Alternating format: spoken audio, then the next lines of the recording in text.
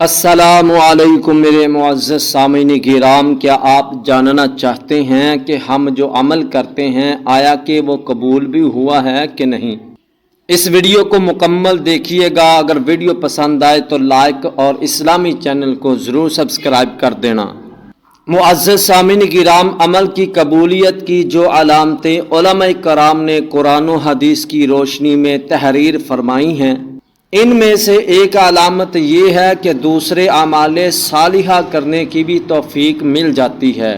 دوسری علامت یہ ہے کہ بندے کو اعمال صالحہ کی وجہ سے گناہوں کے ساتھ شدید نفرت ہو جاتی ہے اور اعمال سیئہ سے بچنے کی بھرپور کوشش کرتا ہے۔ گناہوں سے نفرت ہی اعمال صالحہ کی قبولیت کی علامت ہے۔ تیسری علامت یہ ہے کہ بندہ اس عمل پر ہمیشگی اختیار کرتا ہے، یعنی اس کو بلا وجہ نہیں چھوڑتا۔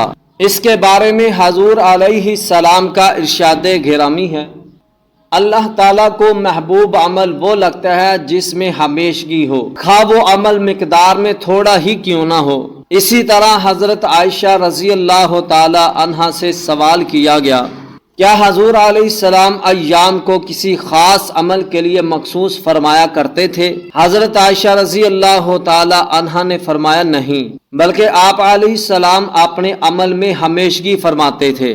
اسی طرح حضور علیہ السلام نے ارشاد فرمایا، اے عبداللہ، فلاں شخص کی طرح مت بنو جو راتوں کو قیام کیا کرتا تھا لیکن اب چھوڑ دیا ہے۔ میں امید کرتا ہوں کہ یہ ویڈیو آپ کو ضرور پسند آئی ہوگی۔ لائک ضرور کرتے جانا۔ شکریہ۔